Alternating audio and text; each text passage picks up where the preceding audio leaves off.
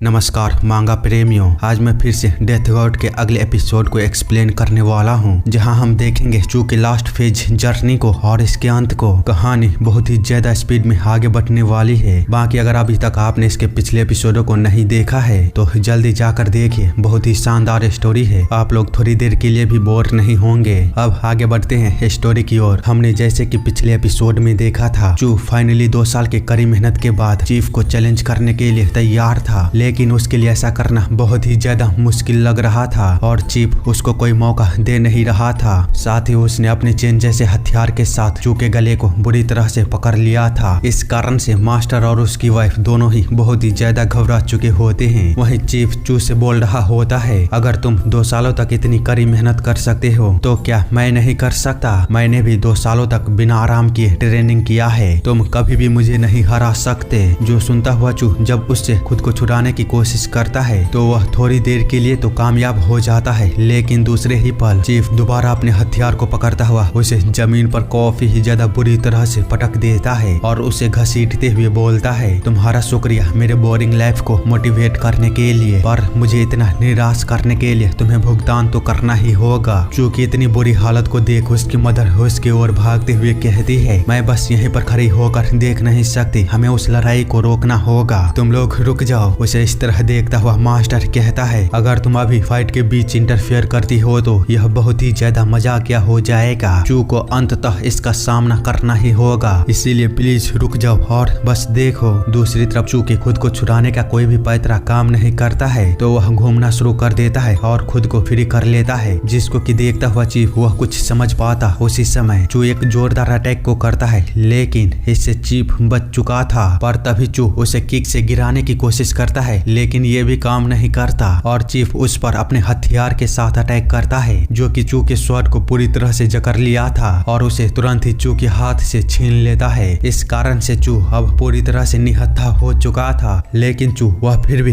इस मौके को बिना बर्बाद किए तुरंत ही चीफ पर अपने पंच के साथ अटैक करने की कोशिश करता है, जिससे हमेशा की तरह जब चीफ बचने की कोशिश करता है तो चू उसके फेस पर काफी खतरनाक अटैक करता है। बाद में अपने किक के साथ उसे पीछे हटने के लिए मजबूर कर देता है। बाद में दोबारा उस पर पंच करते हुए बोलता है, मुझे पूरा यकीन है 2 सालों तक तुमने कड़ी मेहनत की होगी, लेकिन सभी की स्ट्रांग होने की गति बहुत ही अलग होती है। इसके अलावा क्या तुम जानते हो, हमारी हाइट वह सेम है। चीफ जिसको कि सुनता हुआ उसके पंच को अवॉइड करता है और उस पर जब अपने हथियार के साथ अटैक करने की कोशिश करता है तो चू उसे बस अपने हाथों के साथ ही ब्लॉक कर दिया होता है। तो चीफ उस पर फिर से अटैक करते हुए बोलता है, तुम और तुम्हारी यह बेकार की बात है, किसी भी मजाक से कम नहीं है। इसी के साथ वह उसे काफी ही जोरदार लात को देते हुए पीछे की ओर धकेल देता है। आगे जब वह उस पर कई सारे अटैकों को करता है तो जो उससे बचते हुए अपने गिरे हुए स्वॉर्ड को उठाता है और उससे बोलता है, अगर तुम्हें मेरी बातें मजाक लग रही है तो फिर इसे सीरियस तरीके से संभालो। इतना बोलते हुए वह अपने अटैकों को बहुत ही अधिक स्पीड से बढ़ा देता है, जिससे कि चीफ को तो ज्यादा फर्क नहीं पड़ता, लेकिन चू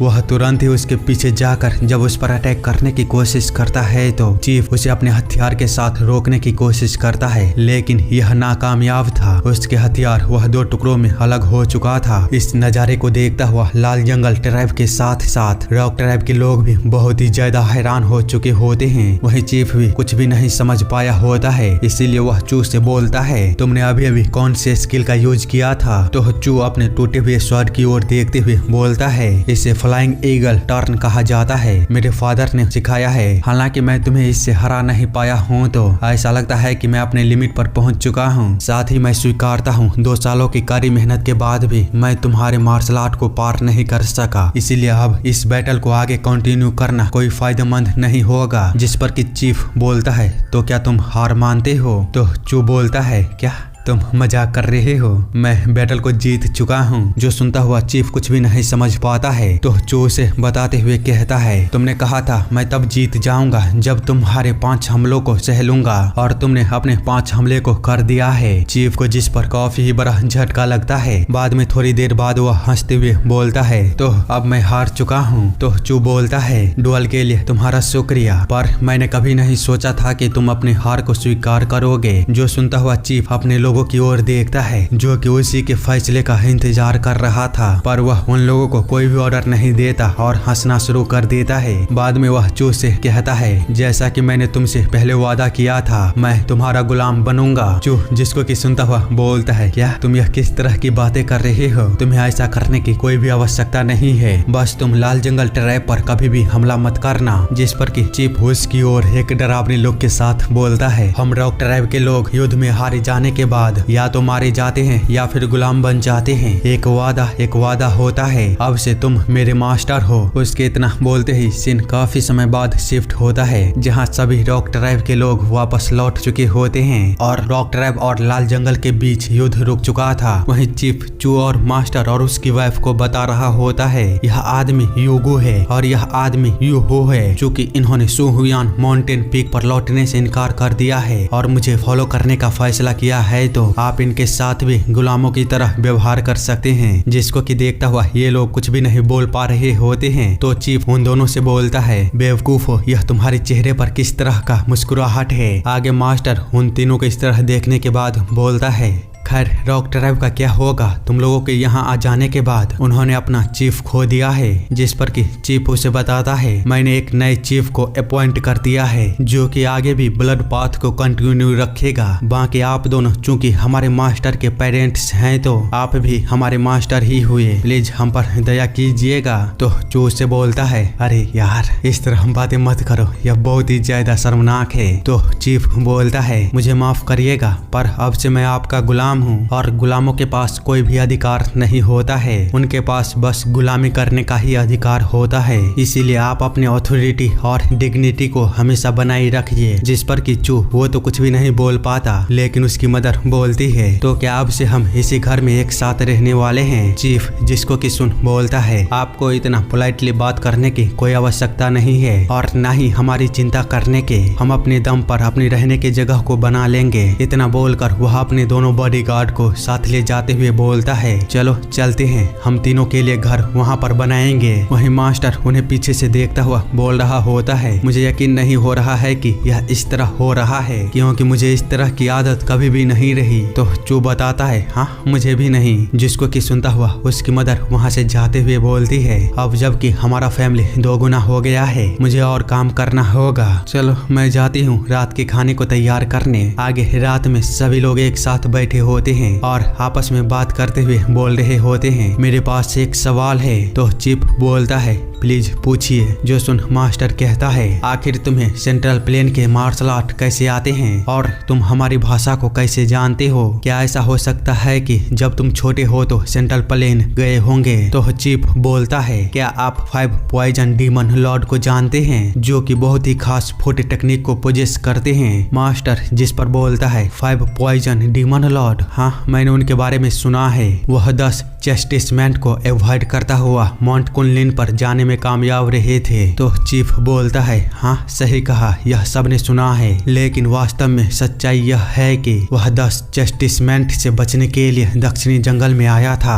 और मेरा मास्टर बना था। हाँ गाइज, वह 10 चेस्टिसमेंट वही सजा है जो कि फर्स्ट ब्रदर को दिया गया था। चीफ की बातों को सुनता हुआ मास्टर कहता है, ओह तो वह तुम्हारा मास्टर है। आगे चीफ बताता है, पिछले 10 सालों में मेरे मास्टर ने वेरियस कॉम्बैट टेक्निक और मिलिट्री स्किल को सिखाया और बाद में 10 सालों तक और मैंने इसे पॉलिश किया, पर मुझे बहुत दुख है कि मैं इसमें मास्टरी हासिल नहीं कर सका। लेकिन अब मास्टर, मैं उन टेक्निकों को आपको सिखाना चाहता हूँ, इसीलिए मैं अब से आपकी ट्रेनिंग को संभालूंगा। जो सुनता हुआ चू बोलता है, क्या सच में तुम मुझे सिखाओगे? तो चीफ उसे बताता है, आपको और स्ट्रांग बनना होगा मास्टर, आप मुझे गुलाम बनाने के लिए बहुत ही अधिक कमजोर हैं। तो उन्हें टोकते हुए मास्टर बोलता है, यह अच्छी बात है कि तुम उसे सिखाना चाहते हो, लेकिन हमारे पास ज्यादा समय नहीं है। उसे अपने ट्रेनिंग को 5 सालों के अंदर खत्म करना होगा, क्योंकि हमने सेंट्रल प्लेन के कुछ लोगों को वादा किया है कि हम 10 सालों बाद एक साथ आएंगे। चीफ जिसको कि सुनता हुआ बोलता है,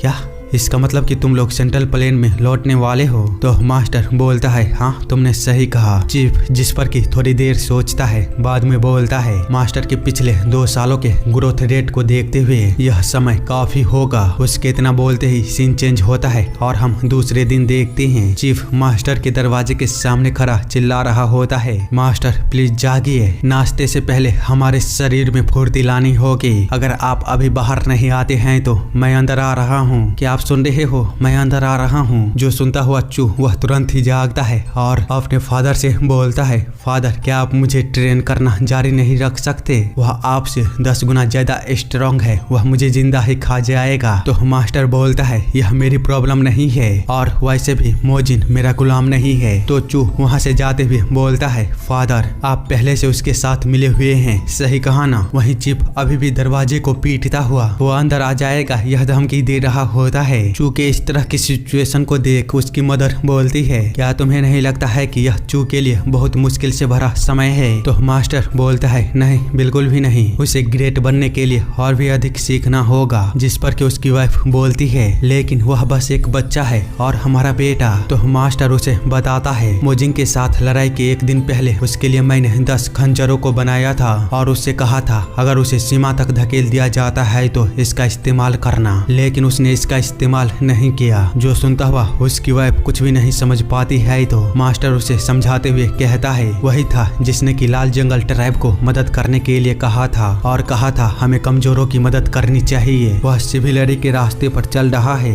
लेकिन मैं उस बच्चे को एक असासिन के रूप में बड़ा करना चाहता हूँ। सीन चेंज होता है और हम मोजिन और चू को एक साथ ट्रेनिंग करते हुए देखते हैं, जहाँ मोजिन अपने किक को चू के पास ले जाते जाते रोक देता है और उसे बताते हुए कहता है, देखा आपने वेज अटैक बस एक धोखा था, याद रखिएगा यह फ्रंटल अटैक के बारे में कम और अपने दुश्मनों को इस धोखे पर विश्वास करवाना ज्यादा है। जो सुनता हुआ चू मुस्कुराने लगता है तो चीफ बोलता है इसमें मजाक क्या है? तो चू उसे बताता है नहीं कुछ भी नहीं, बस अपने पीछे देखो। इस कारण से जब चीफ अपने पीछे देखता है तो वहाँ पर छोटी बच्ची होती है जो कि उसकी नकल कर रही थी। तो वह वहाँ से जाते हुए बोलता है ठीक है हम थोड़ी देर के लिए ब्रेक लेंगे। आगे छोटी बच्ची चू के पास आते हुए बोलती है, मैंने मोजिन के साथ तुम्हारी लड़ाई से पहले इसीलिए तुमसे कांटेक्ट नहीं की थी क्योंकि मैं तुम्हें परेशान करना नहीं चाहती थी, लेकिन अब जबकि लड़ाई खत्म हो गई है तो तुम मेरे साथ खेलने क्यों नहीं आते हो, या फिर तुम किसी और से दोबारा लड़ने वाले हो? जिस पर कि चू हंसते हुए बोलता है, अच्छा बताओ मुझे तुम यहाँ पर क्यों आई हो? जो सुनता हुआ वह छोटी बच्ची उससे कुछ बताने ही वाली होती है, तभी चू कहता है नहीं रुको मुझे अंदाजा लगाने दो, क्योंकि सरदार की बेटी होते हुए भी तुम यहाँ पर अकेली हो तो जरूर तुम यहाँ पर भाग कर आई होंगी। तो छोटी बच्ची बोलती है, हाँ सही कहा, मेरी मदर मुझे काफी परेशान करती है। जिस पर कि चू पूछता है लेकिन क्यों? तो वह बच्ची बताती है वह हमेशा मुझे शादी के लिए परेशान करती रहती है। चू जिसको कि सुनता हुआ बोलता है, या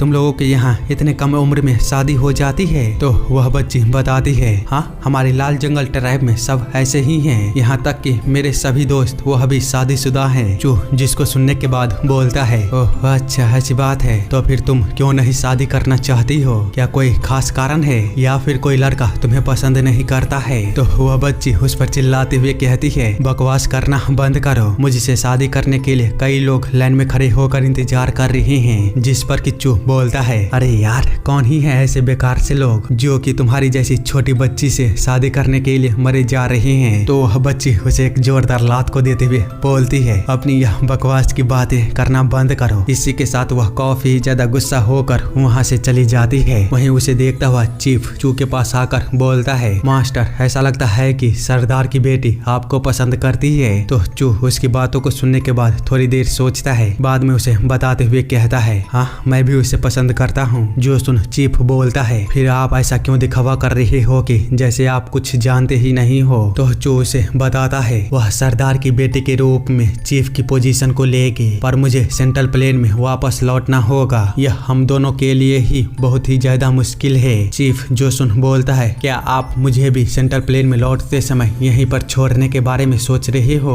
तो चू बताता है, गुलामों को हर जगह अपने मास्टर के साथ जाना आवश्यक नहीं होता है। जिस पर कि चीफ बोलता है, हाँ सही कहा, लेकिन आगे सीन चेंज होता है और हम काफी समय बाद देखते हैं गो किसी का पीछा कर रहा होता है और उस पर छुपकर अटैक करने की कोशिश कर रहा था, लेकिन तभी हम देखते हैं कोई पीछे से आकर उसके गले पर अपने स्वॉर्ड को रख देता है, जो कि कोई और नहीं चू होता है। बाद में वह उससे बोलता है शांत हो जाओ नहीं तो तुम मारे जाओगे। आगे वो कुछ कर पाता उसी समय यू उस पर अपने स्वॉर्ड के साथ अटैक कर देता है, जिससे कि वह किसी तरह बचा होता है। पर यू उसे समय नहीं देना चाहता था, तो इसीलिए उस पर वह काफी सारे अटैकों को करता है, जिससे कि चू बहुत ही ज्यादा आसानी से बचते हुए उसके गले पर अपने स्वॉर्ड को रख देता है। इस कारण से वह भी यहीं पर हार जाता है। जिसके बाद चू मोजिन की ओर अपने स्वॉर्ड को फेंकते हुए बोलता है म्यूजिन तुम भी मारे गए। इसी के साथ वह मोजिन को भी वहीं पर डिफीट कर देता है। आगे कुछ समय बाद चू जब अपने फादर के साथ होता है तो वहाँ पर छोटी बच्ची आकर काफी ही जोरों से उस पर चिल्लाते हुए कहती है बेवकूफ जंगली चू तुम मेरी फीलिंग को क्यों नहीं समझते हो। वैसे तो तुम खुद को बहुत ही ज्यादा स्मार्ट समझते हो, लेकिन यहाँ पर तुम बेवकूफ कैसे हो सकते हो। उसे इस तरह अपने पेरेंटों के सामने बोलता हुआ देख चू तुरंत ही उसे वहाँ से पकड़ कर ले जाते हुए बोलता है तुम ये क्या कर रही हो, अपना मुंह बंद रखो। लेकिन वह छोटी बच्ची बोल रही होती है नहीं अब मैं और इंतजार नहीं कर सकती। कुछ समय बाद वह चू से बोल रही होती है ध्यान से मेरी बातों को सुनो, मैं तुमसे शादी करना चाहती हूँ। कल मैं तुम्हें शादी के तोहफे को भेजूंगी, इसलिए इसे स्वीकार करना। क्या तुम समझ गए। जो सुनता हुआ चू कुछ भी नहीं बोलता है तो छोटी बच्ची उससे कहती है तुम आखिरकार जवाब क्यों नहीं दे रही हो, क्या तुम मुझे पसंद नहीं करती हो। तो चू उसे बताता है मैं भी तुम्हें पसंद करता हूँ, लेकिन तो वो बच्ची बोलती है लेकिन क्या हम दोनों ऑलरेडी शादी की उम्र को पार कर चुके हैं, तो फिर तुम ऐसा क्यों नहीं चाहते हो। जिस पर कि चू उसे बताता है मैं हर रात तुमसे शादी करना, तुम्हारे साथ बच्चे पैदा करना और तुम्हारे साथ अपना पूरा जीवन बिताने के बारे में सपना देखता हूँ और इसी के साथ सो जाता हूँ। लेकिन एक सपना सिर्फ एक सपना होता है, यह कभी भी सच नहीं होता। वह बच्ची जिसको कि सुनता हुआ बोलती है तुम यह किस तरह की बातें कर रही हो, जब तुम ऐसा चाहते हो और मैं भी चाहती हूँ तो ऐसा क्यों नहीं हो सकता। तो चू उसे बताता है मैं जल्द ही दक्षिणी जंगल को छोड़कर वापस सेंट्रल प्लेन में जाने वाला हूँ। छोटी बच्ची जिसको कि सुन काफी हैरान होती है और उससे कहती है क्या फिर मैं भी तुम्हारे साथ जाना चाहती हूँ और सेंट्रल प्लेन में तुम्हें फॉलो करने के लिए तैयार हूँ। तो चू उसे मना करते हुए कहता है नहीं तुम ऐसा नहीं कर सकते, मैं सेंट्रल प्लेन में एक भगौरे की जिंदगी जीऊंगा और हर रोज मौत का सामना करूंगा। मेरे साथ क्या होगा मुझे भी पता नहीं है, इसीलिए मैं जिस वुमेन से प्यार करता हूँ उसे इस तरह खतरे में नहीं डाल सकता, यह मुझे और भी ज्यादा तकलीफ देगा। तुम्हें मुझे भूल जाना चाहिए। वह बच्ची जिसको कि सुन रोना शुरू कर देती है और चू को बिना कुछ बोले वहाँ से भाग जाती है। आगे और कुछ समय बाद जब चू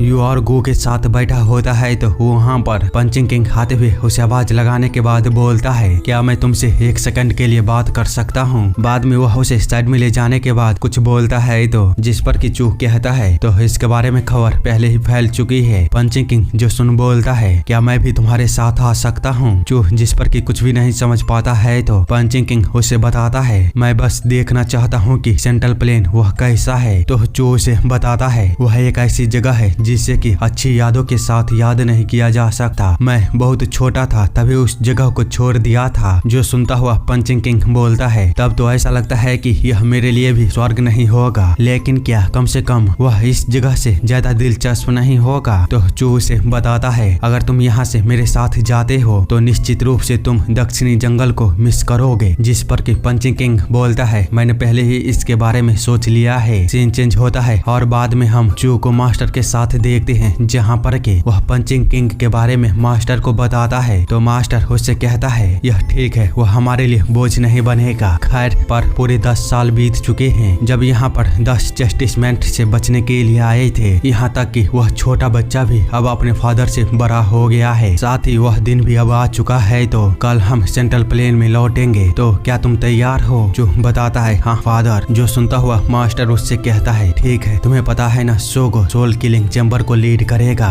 और तुम्हें उसके हाथ और पैर बनकर मदद करनी है। तो जो उससे कहता है फादर आप चिंता मत कीजिए, मैं आपके शब्दों को याद रखूंगा और सोगो जो मुझे करने के लिए कहेगा वो मैं करूंगा। इतना बोलते हुए वह निराश दिख रहा होता है। तो मास्टर कहता है क्या तुम अपसेट हो। तो जो उसे बताता है हाँ आश्चर्यपूर्ण रूप से। मास्टर जो सुन बोलता है बच्चे मुझे माफ कर देना। तो जो उससे कहता है यह सब फादर के ऑनर के लिए है, साथ ही मेरे पास उसे फॉलो करने के अलावा और कोई रास्ता नहीं है। जिसको कि सुनने के बाद मास्टर वहाँ से जाते हुए बोलता है सोगो तुम्हारी उम्मीद पर खरा उतरेगा, मतलब समझ रहे हो कहानी की रफ्तार तेज तेज होने के चलते भले ही हम चू के असली पावर को नहीं देख पाए हैं, लेकिन अब मास्टर को भी डाउट होना शुरू हो गया है। आखिर इन दोनों में कौन सबसे ज्यादा पावरफुल है। इसीलिए चू कहता है आप चिंता मत करो, भले ही वह ऐसा ना कर पाए पर फिर भी मैं उसके रास्ते में नहीं आऊंगा। इतना बोलते हुए हम देख पाते हैं वह खुद को अपने फादर के कारण बहुत ही अधिक मुश्किल से रोक कर रखा होता है। पर इसी के साथ सीन चेंज होता है और हम अगले दिन देखते हैं मास्टर अपनी वाइफ से बोल रहा होता है जल्दी करो हनी, सभी इंतजार कर रहे हैं। जब हम यहाँ पर आए थे तो हम कुछ भी साथ नहीं लाए थे, फिर क्या तुम इतनी देरी से पैक कर रही हो। तो उसकी वाइफ बोलती है मैं बस चेक कर रही थी कि कहीं हम कुछ भूल तो नहीं गए हैं। लेकिन असल में वह बहुत ही ज्यादा दुखी होती है अपने इस छोटे से घर को छोड़ने के कारण। इसीलिए चू अपने फादर पर भड़कते हुए कहता है तुम बुढ़े आदमी कहीं के, क्या तुम देख नहीं सकते हो मदर बहुत दुखी है। तो मास्टर कहता है मुझे पता है, तो अपने बाप को सिखाने की कोशिश मत करो। इसी के साथ वे सारे लोग वहाँ से जाने के लिए तैयार हो जाते हैं और चू वहाँ से जाते हुए छोटी बच्ची को याद करते हुए अपने मन में कहता है मैं जा रहा हूँ, मुझे माफ कर देना। यह सब सोचता हुआ वह जा ही रहा होता है, तभी उसे अपने पीछे रुकने की आवाज सुनाई देती है, जिसके चलते सारे लोग हैरान हो चुके होते हैं। हम देखते हैं वहाँ पर उन लोगों के पास छोटी बच्ची अपनी मदर के साथ आ रही होती है और उन सभी को जोरों से चिल्लाते हुए रुकने के लिए आवाज लगा रही होती है, जिसको कि देखता हुआ चू वो कुछ समझने की कोशिश कर ही रहा होता है। तभी एरिन उसकी ओर दौड़ लगा देती है और उससे चिल्लाते हुए कहती है मैं भी तुम्हारे साथ आऊंगी।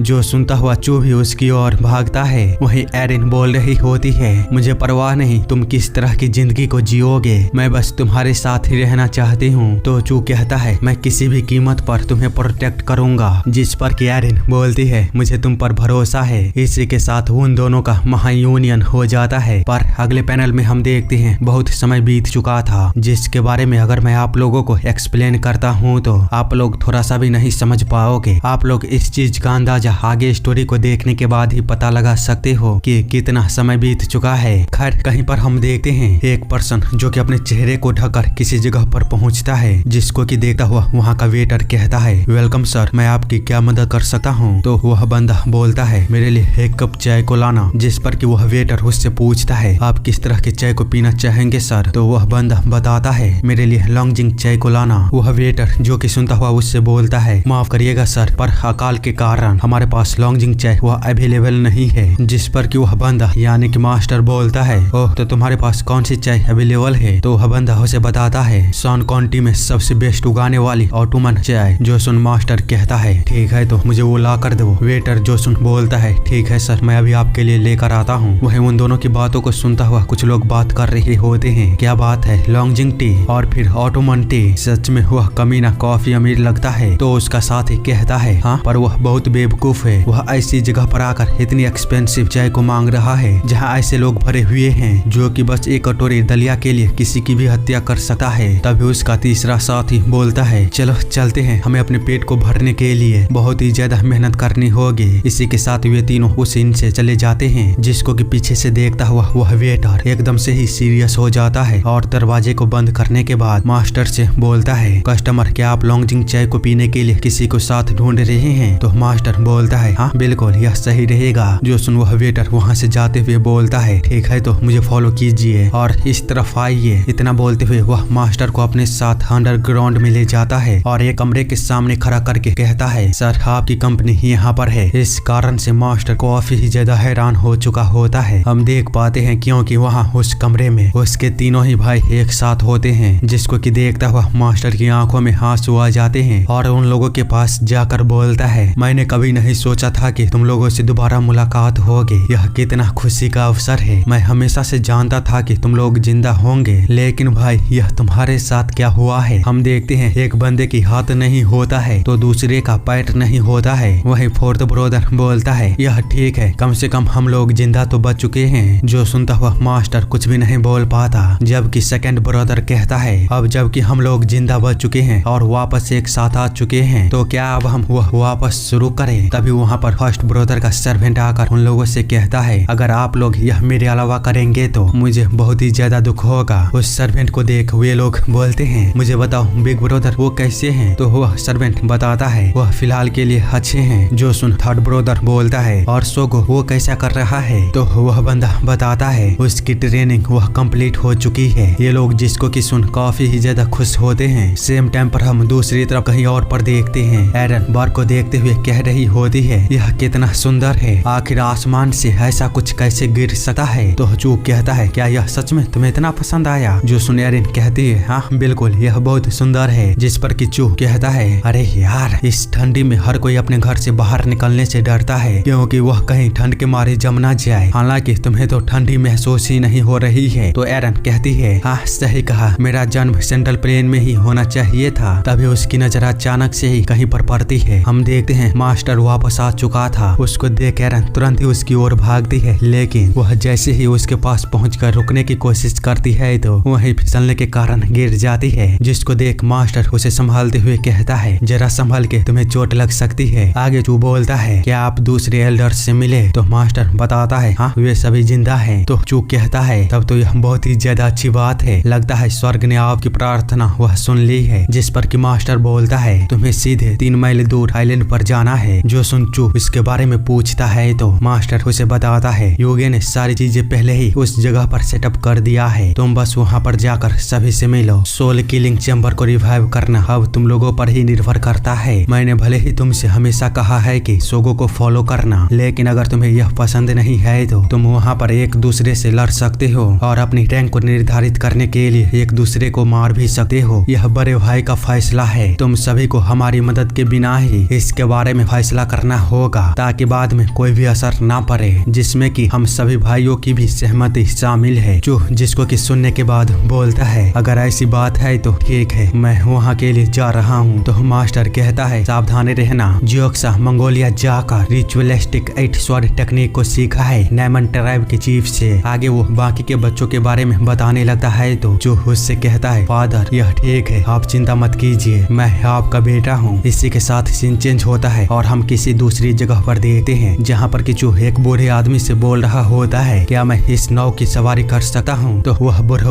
बोलता है हाँ क्यों नहीं, क्या तुम नदी को पार करना चाहते हो। जिस पर किचू से बताता है मैं 3 मील दूर आइलैंड पर जाना चाहता हूँ। जो सुनता हुआ वह बूढ़ा बोलता है ओह तो तुम वहाँ पर जाना चाहते हो, पर तुम इतनी हुजार जगह पर जा ही क्यों रहे हो। खैर मुझे इससे क्या ही लेना देना, बस मुझे 5 नियांग दे देना। तो जो उसके साथ ही जाते हुए बोलता है मैं तुम्हें 10 नियांग दूंगा, बस मुझे सुबह में दोबारा लेने के लिए आ जाना। वह बूढ़ा जिसको कि सुन काफी ही ज्यादा हैरान होता है और उससे कहता है आखिरकार तुम इतनी देर तक उस जगह पर रहने वाले हो। तो जो उसे बताता है अगर तुम यहाँ पर सुबह में वापस आते हो तो कोशिश करना मुझे मत देखना और यहाँ से जाते समय भी चुपचाप निकल जाना। इसी तरह वे लोग बात करते हुए उस जगह पर पहुँच जाते हैं। बाद में बुढ़ऊ बोलता है ठीक है तो मैं कल वापस तुमसे मिलता हूँ। इतना बोलकर वह चू को वहीं पर अकेला छोड़कर वापस चला जाता है। वहीं चू जब कुछ दूर जाता है तो उसे अपने सामने एक टेंट दिखाई देता है जिसके के पास वह जा ही रहा होता है। तभी उसे अपने बगल से एक लीजेंडरी डायलॉग सुनाई देता है आखिर कितने लोग पिछले 10 सालों में तुमने कितने लोगों को मार डाला है। तो जो उसे बताता है मैंने इसकी गिनती कभी भी नहीं की, हालांकि ऐसा लगता है कि गिनती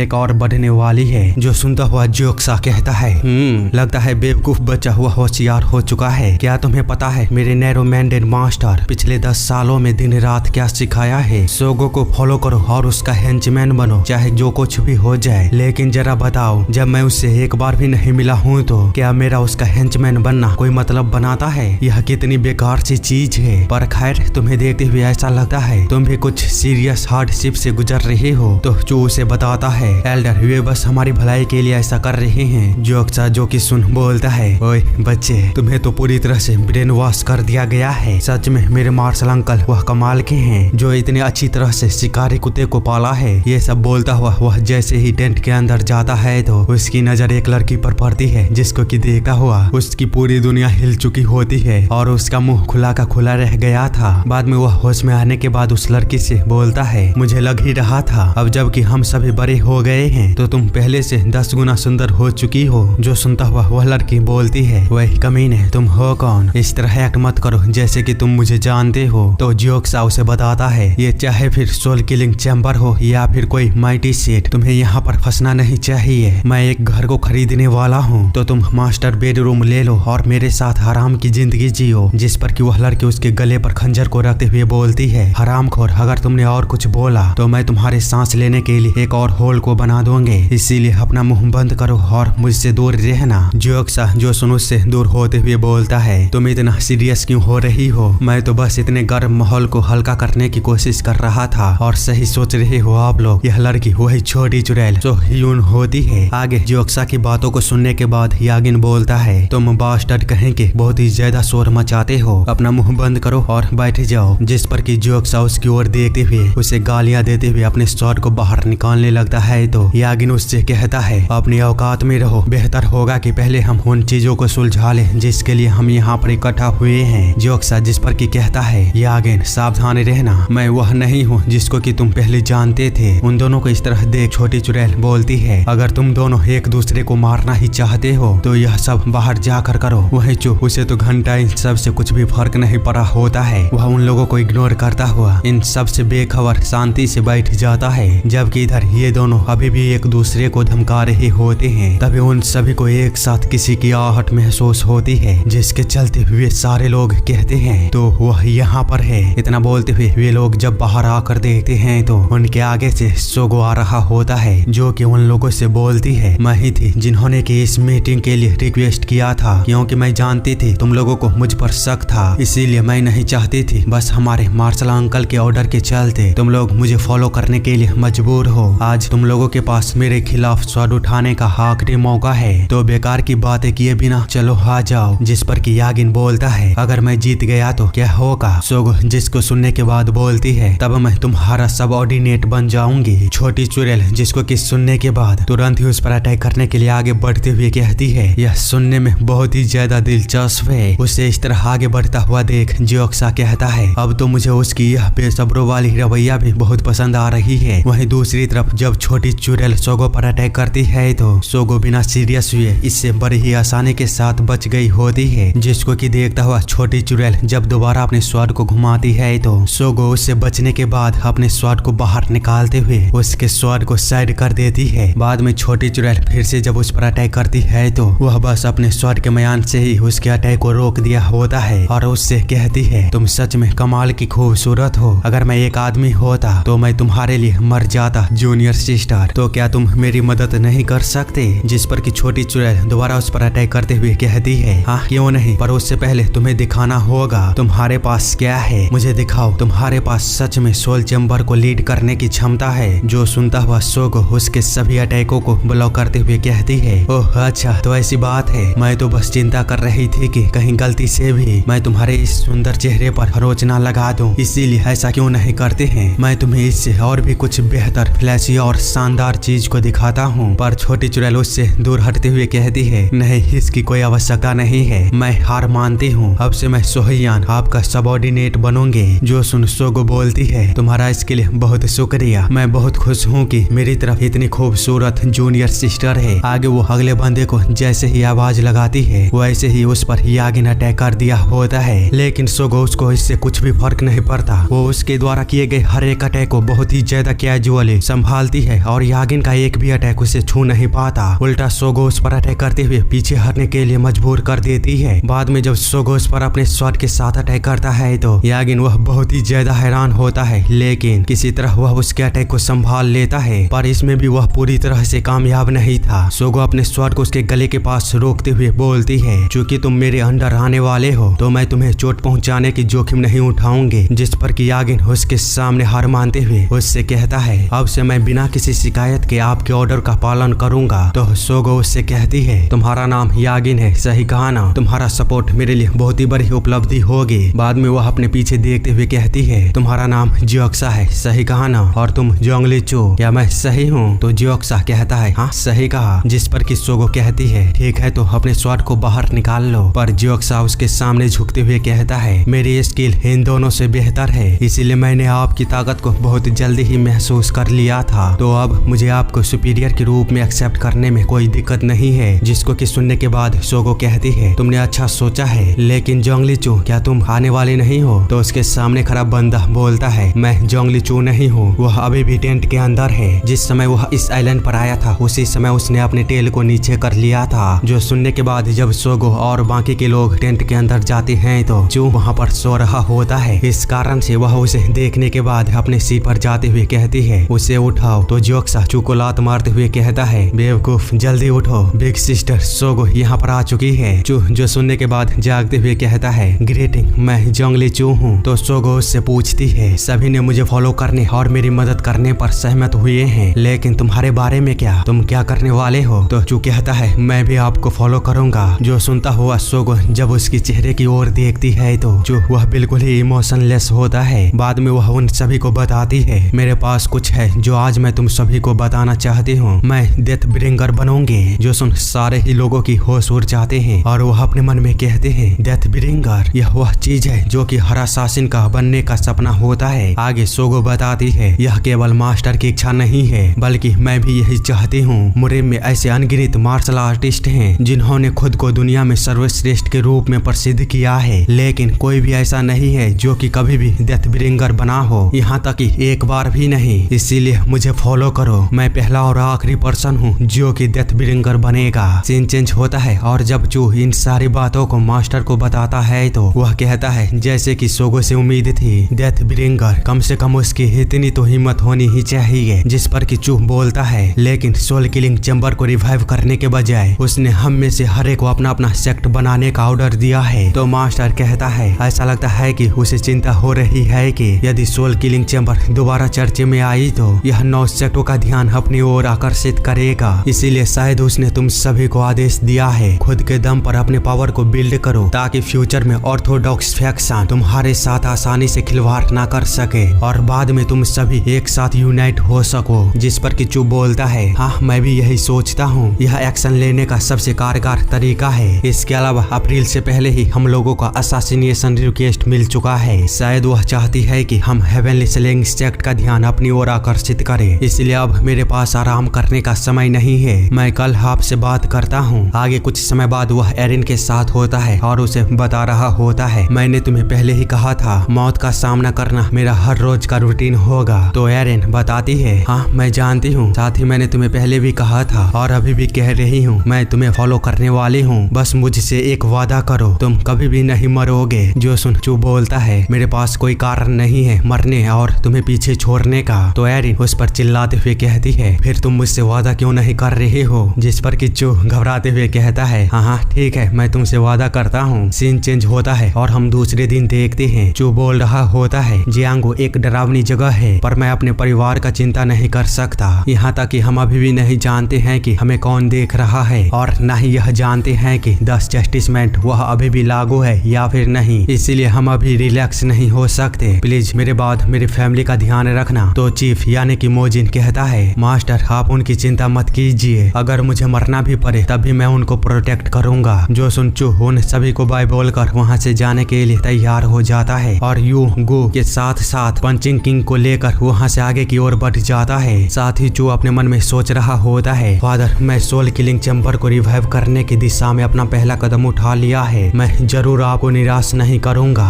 अगले सीन में हम किसी दूसरी जगह को देखते हैं जहाँ पर कि एक पर्सन बोल रहा होता है, आखिर तुम्हें यह शराब खरीदने के लिए इतने पैसे कहाँ से मिले? तो दूसरा बंदा उसे बताता है, अरे यार यह वही पैसा है जो कि हमारे गंदे कामों से मिला था। इसके अलावा क्या गबन ने हमें नहीं कहा था कि इसे जल्दी किसी तरह खत्म कर दो? तो वह पहले वाला बंदा कहता है, हाँ मुझे याद है, खैर चलो इसे जल्दी से खत्म करते हैं। तभी उसके साइड से एक बंदा जाते हुए काफी जोरदार धक्का उसे देता है, इस कारण से वह बंदा जमीन पर गिर जाता है और उस पर चिल्लाते हुए कहता है, तुम हरामखोर कहेंगे, तुम्हारी हिम्मत कैसे हुई मुझसे इस तरह टकराने की और बिना माफी मांगे इस तरह जाने की? मैंने कहा वहीं पर रुक जाओ और जल्दी मुझसे माफी मांगो। जो सुनता हुआ उसके सामने वाला बंदा उसकी ओर पलटते हुए कहता है, भैंस की टांग, यह कौन है? क्या तुम मुझसे बात कर रहे हो? हम देखते हैं ये कोई और नहीं जो कि अपनी डरावनी लुक के साथ उसकी ओर देखते हुए काफी खतरनाक पंच उसे देते हुए उसकी सारी बदीशी को बाहर निकाल देता है। बाद में वो सभी मिलकर उन दोनों बंदों को पीटते हुए कहते हैं, क्या तुम ही थे जिसको कि माफी चाहिए थी, जबकि असली हकदार तो माफी के हम लोग हैं, उल्टा तुम्हें हमसे माफी मांगनी चाहिए थी। उन दोनों को इस तरह मार खाता हुआ देख एक बंदा बोलता है, क्या हमें उन लोगों को रोकना चाहिए? तो दूसरा बंदा कहता है, बकवास करना बंद करो, कोई भी जरूरत नहीं है बेकार की चीजों में हस्तक्षेप करने की, नहीं तो उल्टा तुम ही इसमें फंस जाओगे। तभी गो भीड़ को चिल्लाते हुए कहता है, आखिर तुम लोग यहाँ पर देख क्या रहे हो, चलो जल्दी यहाँ से निकलो। वहीं एक बंदा मार खाने के बाद बोल रहा होता है, क्या तुम कमीनो जानते भी हो मेरा बड़ा भाई वो कौन है? तुम लोगों ने गलत आदमी से खिलवाड़ वार कर चुके हो, जिस पर कि पंचिंग किंग और यू उन दोनों को और भी ज्यादा पीटते हुए कहता है हाँ तो तुम कर ही क्या लोगे। इतने में ही चू वहाँ पर आते हुए उन तीनों से कहता है आखिर तुम लोग यहाँ पर कर क्या रहे हो, अब रुक जाओ, अगर तुम लोगों ने उन्हें और पीटा तो वे लोग यहीं पर मर जाएंगे। जिस पर कि गू बोलता है मास्टर ये लोग हमसे जबरदस्ती कर रहे थे। जो सुन चू कहता है तुम लोगों ने पहले ही बहुत हंगामा को मचा दिया है, चलो यहाँ से चलते हैं। तो यू वहाँ से जाते हुए उन दोनों को धमकाते हुए कहता है तुम लोग खुद को भाग्यशाली मानो, अगर यह हमारे मास्टर के लिए नहीं होता तो तुम लोग अभी तक मारे जाते। कुछ देर बाद हम पैराडाइज फ्लावर इन को देखते हैं, जहाँ पर कि चू अपने साथियों के साथ पहुँच चुका था और उससे एक वेटर पूछ रहा था सर आप क्या लेना पसंद करोगे। तो चू कहता है प्लीज मेरे लिए एक और बोतल को लाना। तभी वहाँ पर कोई जबरदस्ती घुसते हुए बोलता है आखिर वह कौन था जिसकी इतनी हिम्मत हो गई मेरे ब्रदर को पीटने की, जल्दी मेरे सामने बाहर आ जाओ। इतना बोलते हुए वह अपने भाई से कहता है क्या तुम कंफर्म हो कि वो लोग यहीं पर हैं। तो वह कुछ देर पहले मार खाया हुआ बंदा बोलता है हाँ भाई मैंने उनका पीछा किया था, वे लोग इसी रेस्टोरेंट में आए थे, वहाँ पर देखिए वे लोग यहाँ पर हैं। जो सुन उसका ब्रदर तुरंत ही गो के पीछे जाकर बहुत जोरदार पंच उसे करता है। बाद में वह उनके टैटू को देखते हुए कहता है भैंस की टांग ये सब क्या है और तुम लोग आए कहाँ से हो, मैंने पहले कभी भी तुम लोगों को यहाँ पर नहीं देखा है, क्या तुम लोग यहाँ पर नए हो। उसके इतने सारे सवालों को सुन यू बोलता है किसी के सर पर मारना उसके सर को कुचलने के बराबर होता है। जिस पर कि वह बंदा बोलता है हाँ तो तुम कर ही क्या लोगे। तो यू चू से कहता है मास्टर मैं इस कमीने को मारने जा रहा हूँ। वही वह बंदा बोल रहा होता है इस हरामखोर की हिम्मत तो देखो। तभी चू यू को बताता है अगर कोई तुम्हारे सर को कुचलता है तो तुम इसे संभालने के लिए बिल्कुल फ्री हो। मतलब कि यू को अब ऑर्डर मिल चुका था, इस कारण से वह तुरंत ही उस बंदे के सर को पकड़ता है और बड़े ही भयानक रूप से उसे टेबल पर दे मारता है। अपने भाई की इस हालत को देख यह बंदा काफी ही ज्यादा घबरा चुका था। वहीं उसके साथ वाला बंदा बोलता है जल्दी उस पर हमला करो, पर वो कुछ कर पाता हो उससे पहले ही गो उसकी भी बत्तीसी को बाहर निकाल देता है। दूसरी तरफ पंचिंग किंग भी अपने फॉर्म में आ चुका था और वहाँ पर आए सभी बंदों को साथ मिलकर निपटाना शुरू कर देता है। उस जगह पर अचानक इस हंगामे को देखता हुआ बाकी के आम लोग उस सीन से बाहर निकलते हुए कहते हैं भागो जल्दी यहाँ से, यहाँ पर रुकना हमें भी नुकसान पहुँचा सकता है। आगे कुछ समय बाद देखते हैं वहाँ पर आए हुए सारे बंदे मारे जाते हैं। साथ ही उस सीन की हालत बिल्कुल ही बेकार हो चुकी थी, पर फिर भी दूर में बैठा हुआ एक बुढ़ऊ शांति से अपनी चाय को पीता हुआ बोल रहा होता है यह कितनी बेकार सी चीज है जो एक हंसी और उत्साह से भरी जगह को अराजकता में बदल दिया।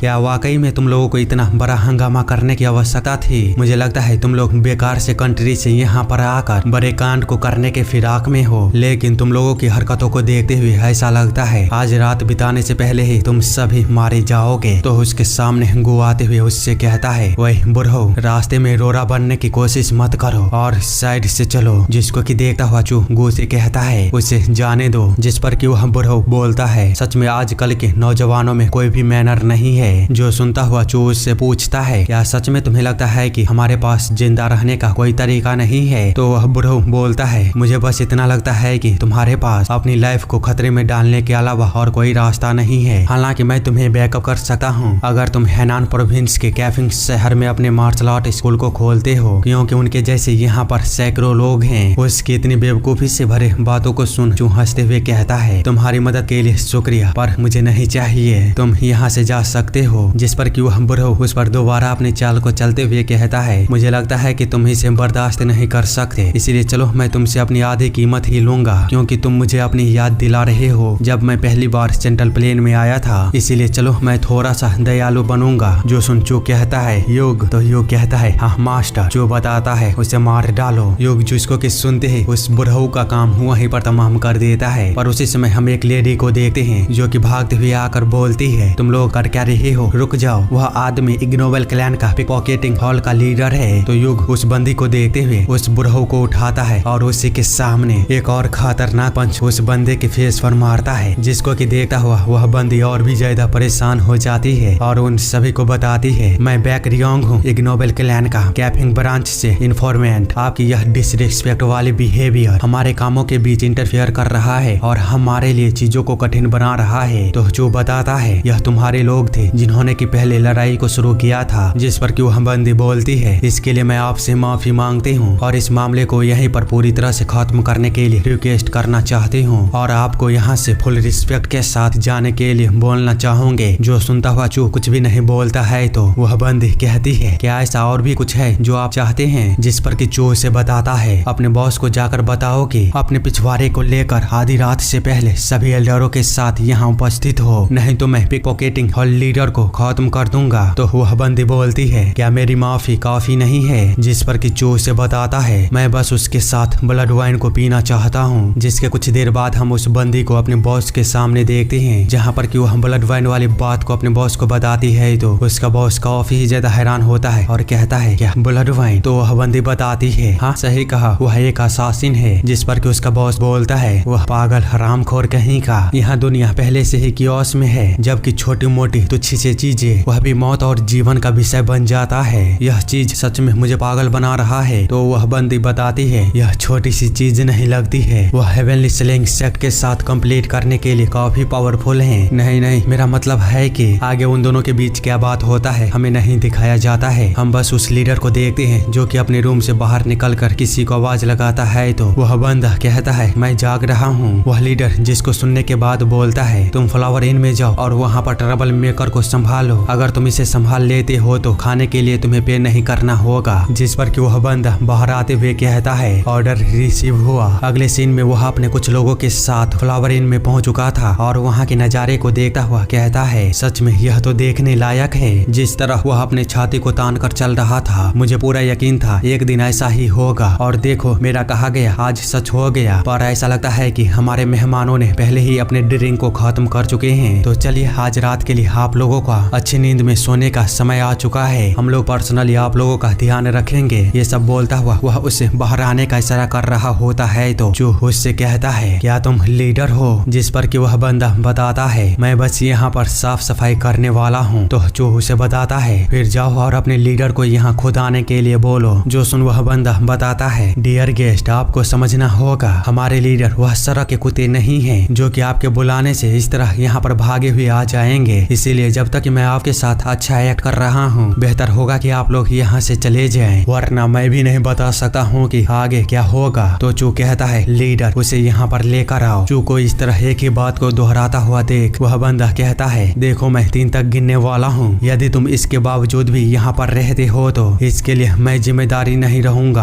आगे वो कुछ और बकवास को करता। उसी समय चू अपने वाइन के बोतल को काफी खतरनाक तरीके से उसके सर पर मारता है। इस कारण से उसकी हालत देखने वाली थी क्योंकि चू उसके बातों से उब चुका था। जबकि दूसरी तरफ ये बंदे अपने बॉस की ऐसी हालत को देखते हुए तुरंत ही चू और बाकी के लोगों पर अटैक करते हुए बोलते हैं तुम लोगों के पास आखिरी मौका था यहाँ से सेफली अपने घर लौटने की, पर तुम लोगों ने अपने मौके को खो दिया है, इसीलिए अब अपने मौत के लिए तैयार हो जाओ। जो सुनता हुआ चू बोलता है तो ऐसी बात है गो दरवाजे को बंद कर दो। इसी के साथ वे बंदे जैसे ही चू और बाकी के लोगों पर अटैक करते हैं तो चू वहाँ पर खड़े उन सभी बंदों को एक एक करके खत्म करना शुरू कर देता है और देखते ही देखते उन सभी का काम वहीं पर तमाम कर देता है। आगे वो उन लोगों के लीडर को पीटता हुआ मेन बंदे के घर के सामने लाकर जैसे ही मारने वाला होता है वह बंदा घबराते हुए कहता है प्लीज मुझे माफ कर दो, मैं तुमसे भीख मांगता हूँ, मुझे मत मारो। पर चू पर उसके गुहारों का कोई भी फर्क नहीं पड़ता। इस कारण से वह बंदा वहीं पर मारा जाता है। उसकी चिल्लाहट को सुन जब मेन बॉस अपने घर से बाहर निकलकर चू की आंखों में देखता है तो वह पूरी तरह से थर्रा चुका था और हड़बड़ाहट में पीछे की ओर गिरने लगता है, जिसके चलते उसके पास वह इन्फॉर्मेंट लेडी आकर उसे संभालते हुए कहती है सर क्या आप ठीक हो। तो वह बंदा उसे बताता है हेवन स्लिंग सेट को तुरंत ही मैसेज भेजो और उन्हें बताओ कि एक आदमी है जो कि ब्लड वाइन को पीना चाहता है। जो सुनते ही वह लेडी वहाँ से जाने लगती है तो वह बंदा उसे दोबारा रोकते हुए कहता है उससे पहले सभी हॉल लीडर को यहाँ पर बुलाओ। आगे कुछ समय बाद वह चू को ग्रीट करते हुए बोल रहा होता है मैं चैन यूनटैक हूँ इग्नोबल क्लैन से कैफिंग ब्रांच का लीडर। तो चू उससे कहता है लीडर चैन मैं इग्नोबल क्लैन का यूज करना चाहता हूँ। जो सुनते हुए वह बॉस बोलता है आपके बोलने का क्या मतलब है, मैं कुछ समझा नहीं। तो चू उससे बताता है मैं ब्लड वाइन को पीना चाहता हूँ लेकिन हेवन स्लिंग सेट वह मेरे रास्ते में आ रहा है, इसीलिए मैं चाहता हूँ कि बैगर यूनियन के टेरिटरी में रहने वाले हेवन स्लिंग सेट के मेंबरों के बारे में तुम सारी इन्फॉर्मेशन मुझे दो। तो वह बंदा बोलता है सर मुझे माफ करिएगा पर हम ऐसा क्यों ही करें जब हमारा इसमें कोई फायदा ही नहीं है। तो जिस पर कि चू बोलता है मैं तुम्हारे जीवन को बख्श दूंगा, बाकी जो कोई भी मेरे ब्लड वाइन के पीने के रास्ते में आएगा मैं उन सभी को निर्दयता से मार डालूंगा, चाहे वह हेवन स्लैंग सेक्ट हो या फिर बैगर यूनियन या इग्नोबल क्लैन ही क्यों ना हो, कोई फर्क नहीं पड़ता। जो सुनता हुआ वह बंदा चू को हल्के में लेते हुए उस पर हंसते हुए बोलता है, फिर आगे बढ़ो और मुझे मार डालो, हम सभी एक मार्शल आर्टिस्ट हैं, तो फिर मौत से क्या डरना। वैसे भी हम अगर हेवनली स्लैंग सेक्ट के खिलाफ इंफॉर्मेशन को इकट्ठा करते हुए पकड़े जाते हैं तो हम उसी समय खत्म हो जाएंगे। चू जिसको कि सुनने के बाद बोलता है,